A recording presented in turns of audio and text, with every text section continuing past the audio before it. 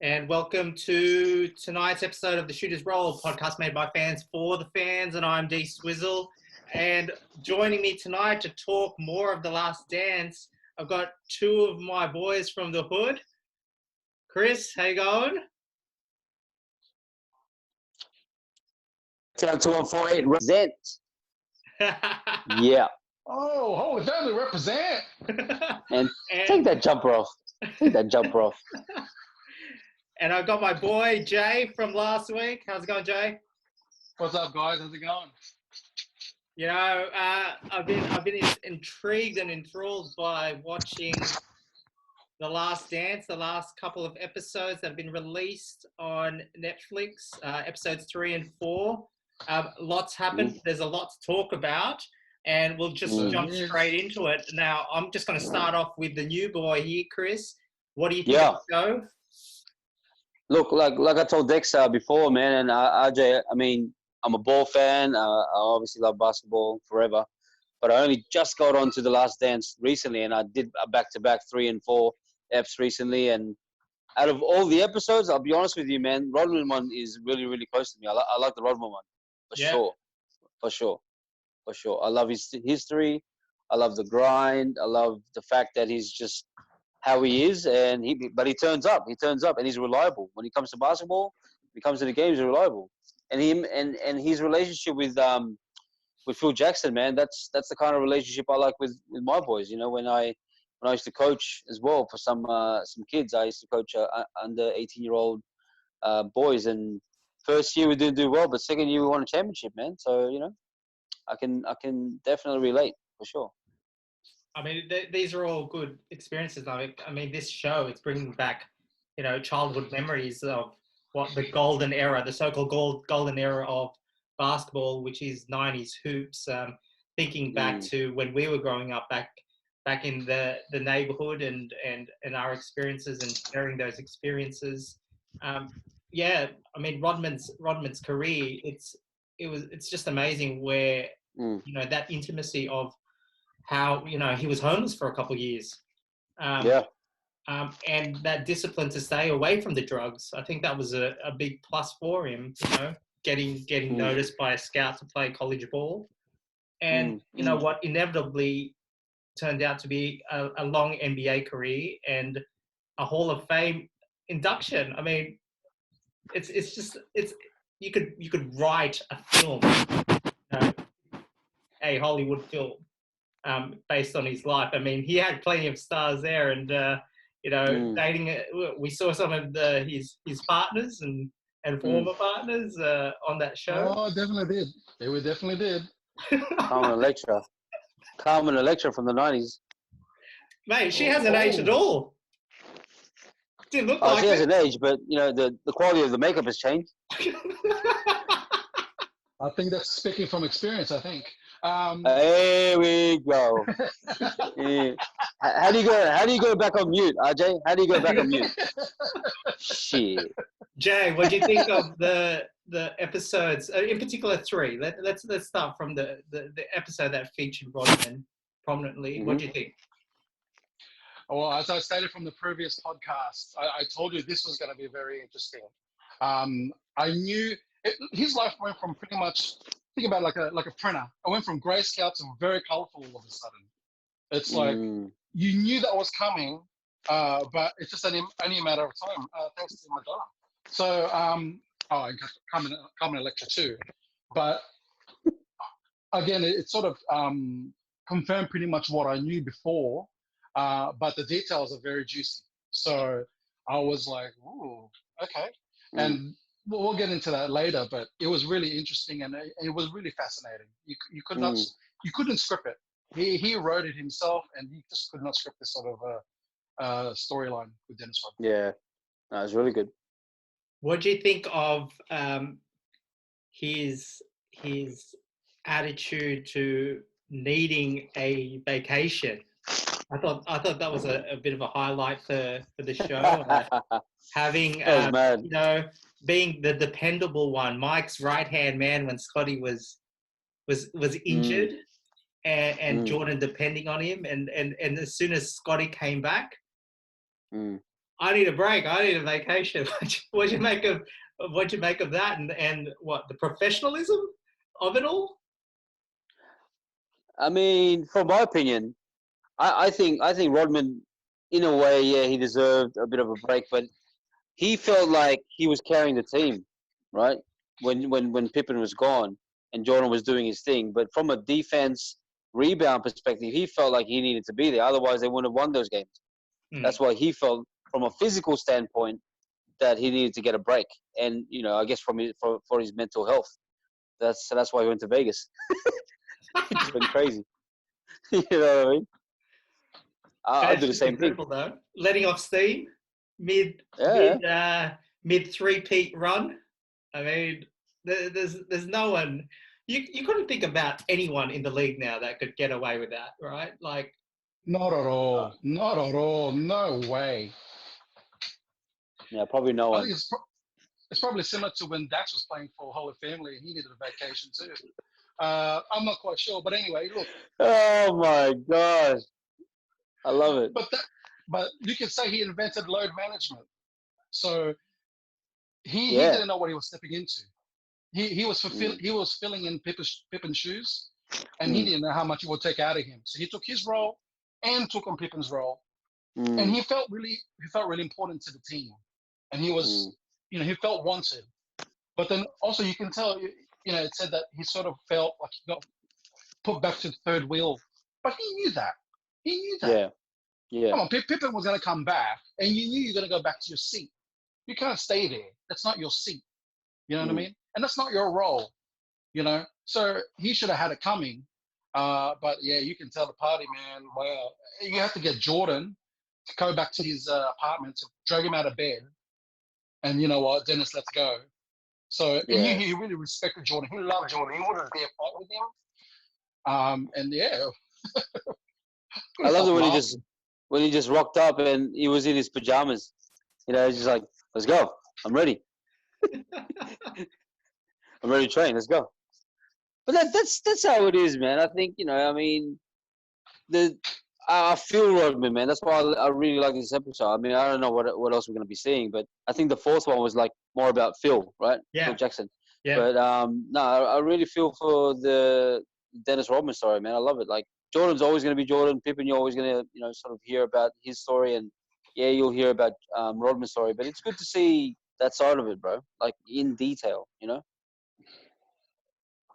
Look, you touched base on it, Chris. I mean, it's a real testament about Jackson's ability to play and manage. Very strong personalities on that team. 3 notable ones in Pips, Jordan, and Rodman. Hardly what's been portrayed so far is that they don't necessarily all fall into line quite quickly. And it's just a testament to how much of a strong influence that Jackson had. And I mean, we saw glimpses of it in episode 4 when, cutting, doing different things and coaching us. They were doing the yoga, embodying the spirituality. I mean, these things. That was mad. And the main point of it was to stay focused. I thought, for players, especially in that time where I think these days we can all be a little bit more. We are definitively more open-minded about doing things, trying things, and experiencing new things, and not being afraid to do it. But doing it in the 90s with a bunch of battle-worn men. I mean, to have that pull to say, "Come on, boys, we're doing yoga today." I mean, that would have been, and they were all doing it from the scenes we saw, the footage we saw. I mean, it's just incredible. The respect for Phil Jackson. Yeah. They really respected him. They would just do anything for him. Yeah. But with Jackson and Rodman, they're both eccentric to their own, and that's why they get along, and that's why he understood. Yeah, exactly. You know what I mean? Like, Phil, I heard he would burn sage in the training room, and while he was doing it, it smelled like weed, but it's actually sage. So I've never heard of a coach doing that at all. They practice Zen Buddhism, yoga, along with the sage and whatnot, with other things. So he took his training and he took his approach to a different level. Yeah. So going back to that point, Dax, you say yoga was cool. Did you do yoga before? Well, I'm just asking because I've never done yoga, so I wouldn't know. Mate, Man, I'm doing it now. Mate, COVID's got me trying different things. Hey man, I see your Facebook, man. You're trying everything, bro. RJ, you think Dex is sitting on a chair? He's not sitting on a chair, bro. He's hovering, bro. That's Dulcim, bro, right there. I'm telling you. That's what I thought. Without a doubt. Dulcim Swizzle, bro. Dulcim Swizzle. That's what it is. That's it. That's the Swizz and the Swizz. Oh, boys. Let's talk about the Pistons and the Jordan rules. I mean, how physical was it? I mean, I love the Jordan rule. The physicality of. Yeah, let's be fair. The Jordan rule should be good. The Jordan rule should be called the Rudy Hill rules, bro. Me and RJ know all about that, bro. Come on, man. Dex, I never did such a thing, man. Dax created his own rules, man. I don't know if you ever got to play at Rudy Hill Leisure Center, Dex, but I invited him twice. Yeah, you never came? Yeah, I've come, man. Early morning starts. Yeah. What time do you come? Bro, I was always one of the ones in the morning with Christian when he's not there. What time do you come? Nah. Dax, you didn't turn up that time. You were hitting your pandesal, eating at home, bro. You got me.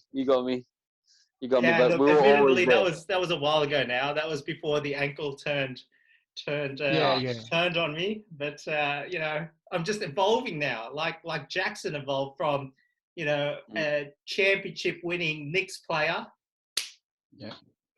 to an assistant coach. And I mean, things I didn't know about him. He went to coach in Puerto Rico. I did not know that about him. Yeah, that was crazy. That was pretty good.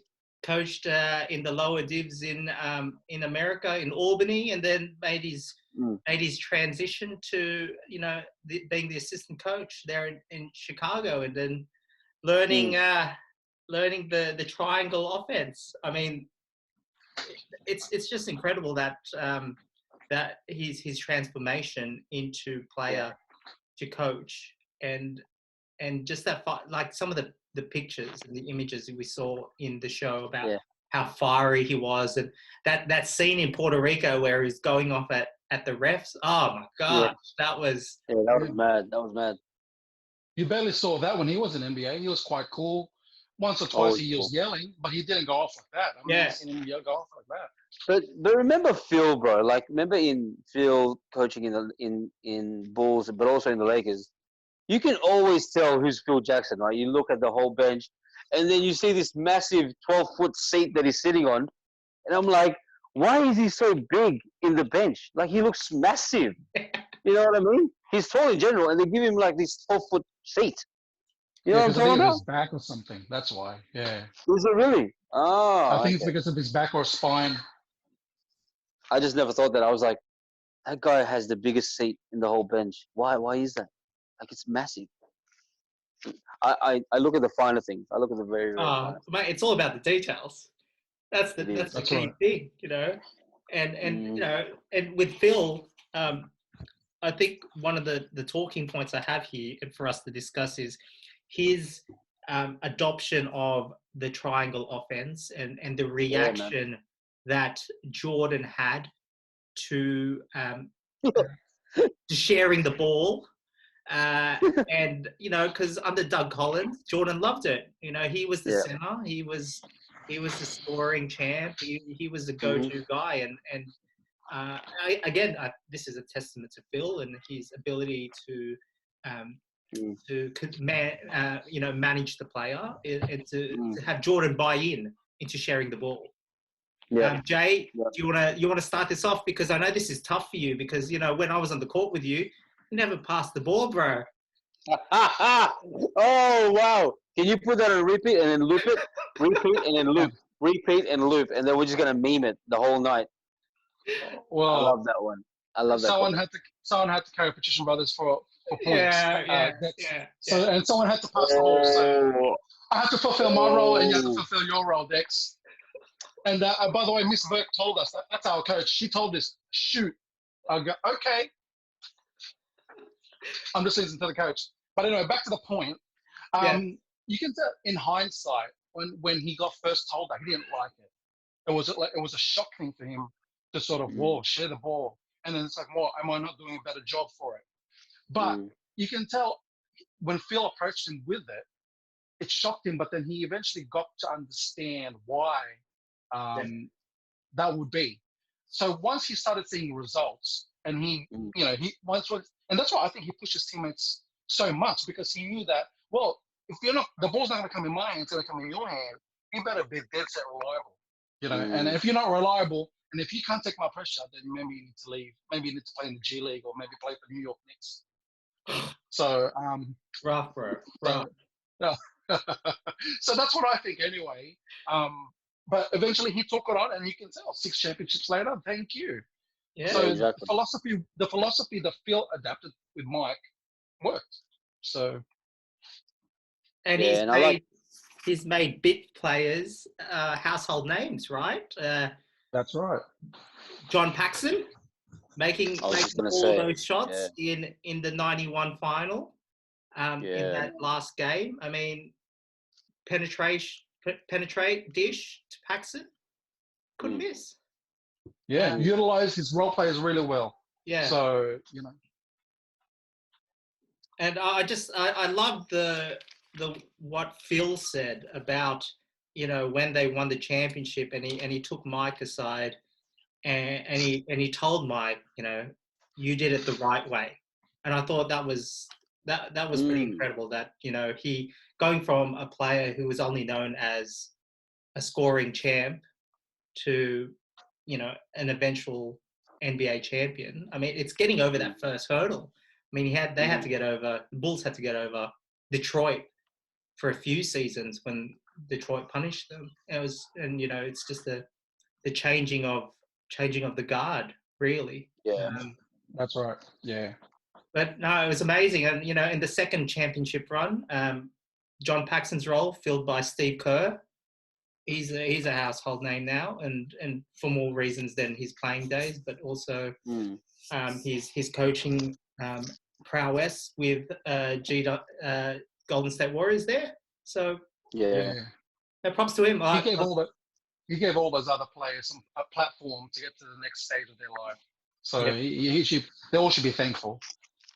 I've got one for you boys. The triangle offense, its shelf life ended. I don't know if it could be revived anymore. It certainly didn't work when Phil tried to adopt it with the Knicks a few seasons back, when he was back in the Knicks organization. Why do you think it's just not a key philosophy now, a key basketball offense now? Well, number one, Dex, I think it's because it's in New York, number one. I'll take that back. But anyway, I think with the philosophy of the triangle, I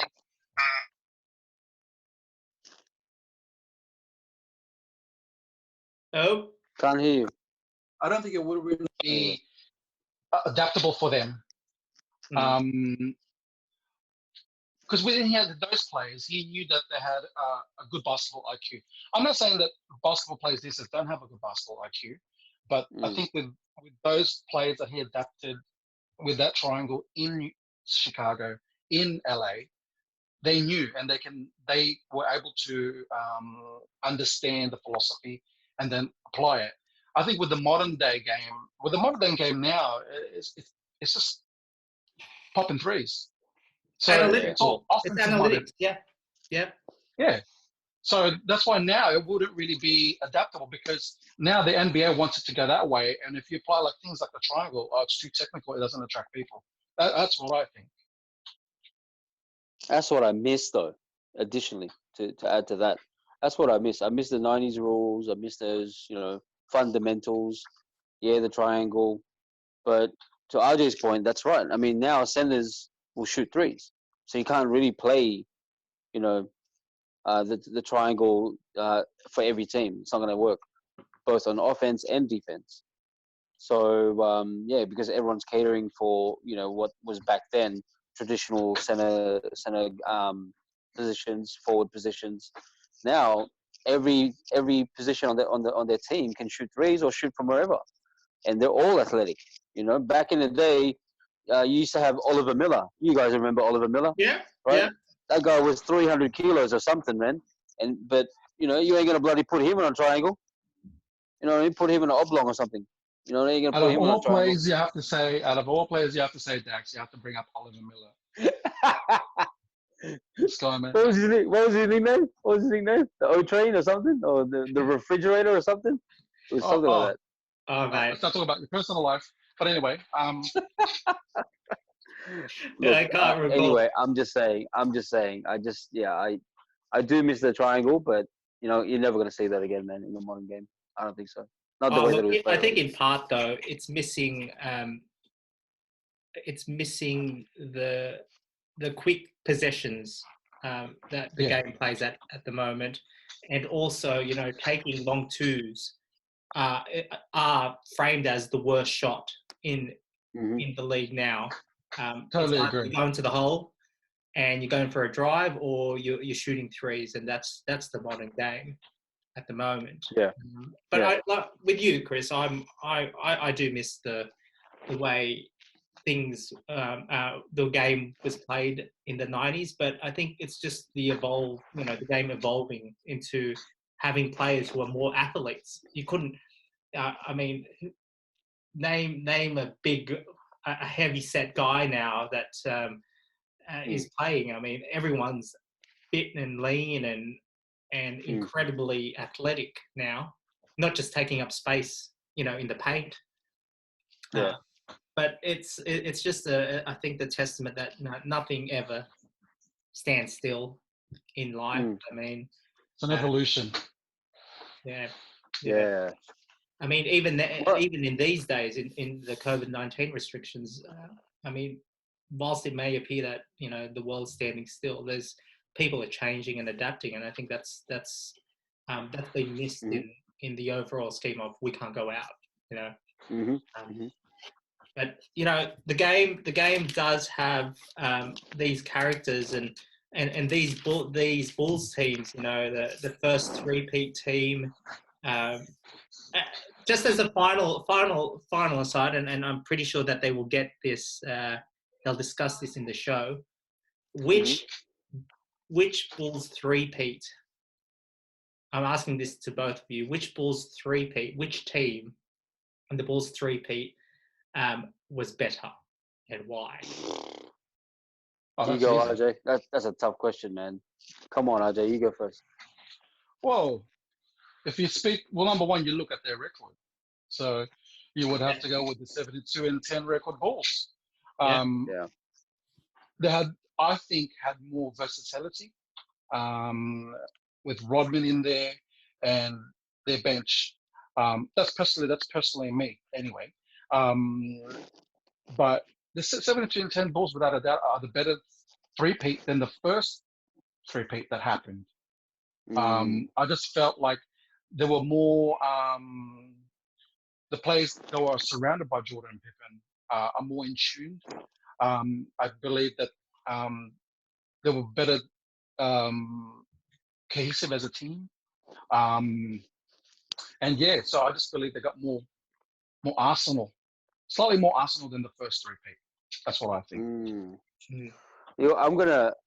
I want to agree with that, but then also I want to put some comments on the first three-peat team, because the game back in the early 90s with the 92-93 team with BJ Armstrong and all that, that was a tough year, bro. Like, that was a tough era of ball because everything was physical. You know what I'm saying? Like, we just talked about the Pistons era, the 89-90 era and whatever, but fouls weren't bloody soft back then, bro. Nah. You get hacked. You know what I mean? And you had to be someone like Rodman to be tossed out, and that was later on. That was like mid to late 90s. So, but no, that's a tough team, man. But I do love that 95-96 team. Is that what you're referring to, Jay? That one? Or 97-98 team? Oh, the 96 team. Yeah, 95, 96 team. Yeah. But okay, Um, I'll break Dex's question down. Tougher, the first three-peat team, but better in terms of play and wins and percentages. It would have to be the second three-peat team. yeah. And that's more of the game evolving as well, is it not? And the That's players right. evolving. Because in that second run, the finals opposition was Sonics up first, and the athleticism of Sean Kemp and Gary Payton in that team, and then you had the more traditional Jazz teams following that, in the Jazz, the victories over the Jazz in the next 2 years to seal the three-peat. And even then, you know, Malone was more athletic than the players that you'd probably have to say that Malone was more athletic than Barkley, who Worthy. If we're talking about the power forwards in the first three-peat that the Bulls had to face against. True. But it's just an interesting thought on it. Before we wrap up, gents, any final thoughts? What was there anything that caught you by surprise in episodes 3 and 4? Anything else that really brought a smile to your face? Yeah. Final thoughts. I love the fact that Phil Jackson was, episode 4, and sort of that's where we're leading to now. Really excited about what episode 5 is going to look like, because knowing that was Phil Jackson's background with the whole American Indian and having that family discipline and and embedding a whole togetherness culture for the Bulls team, I think that was really good to see. And yeah, it's exciting to know that that's the foundations of the Bulls team, man. And it makes sense now. It makes sense on why they win, the first three-peat and the second three-peat. And now, you see the two differences as well. And yeah, really, really excited to see what episode 5 is going to be about. Sure. Jay? It was just really interesting about the philosophies that Phil applied to his team. Things like, doing, like I said, like doing the yoga thing, and then his background with, the whole American Indian thing, his parents being both ministers in church, shows that, it really was, he had a really strong discipline background, which you could tell he applied to his team. And you can tell that with his team, except for Rodman. That's a whole different thing altogether. You know that. But the thing that what got me laughing was the whole thing with Carmen Electra and the details that got surfaced from that, and what they did around the Bulls facilities and whatnot. I just thought, you don't expect anything less from this guy. So I was really... The worm. That's why they call him the worm. Dirty man.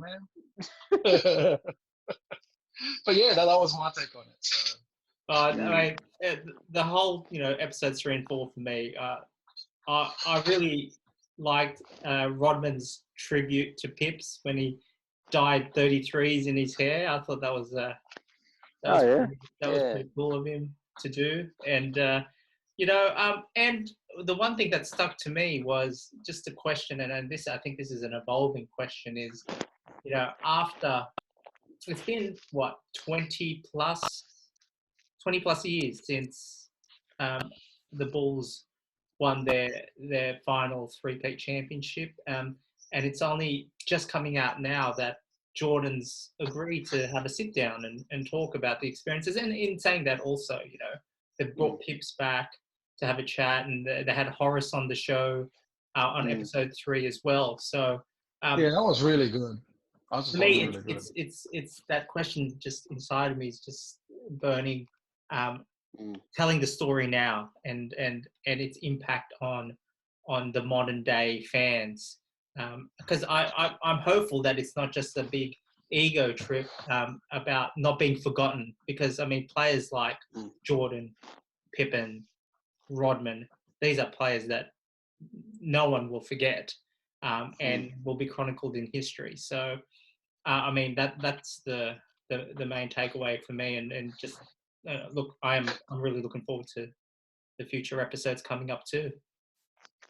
That's So, it, man. For sure. thank you very Appreciate it, man. much, gents. I've enjoyed the catch up. I know it's been a while for us three to have be in the same space and have a chat, man. have a yarn, and I'm sure the listeners there have picked up on the banter and the long history between our rival schools and how that Holy history played out family. on the basketball court, which was only Sack rare. Boys for life represent. Sack Boys for life. 2000. Let's go. Thanks again, gents. For everyone there, looking forward to catching you on future episodes. We are the Shooters Roll podcast made by fans for the fans. You can follow us on Facebook and Instagram and catch our latest episodes on Spotify as well as Apple Podcasts. Until next time, stay safe. Peace.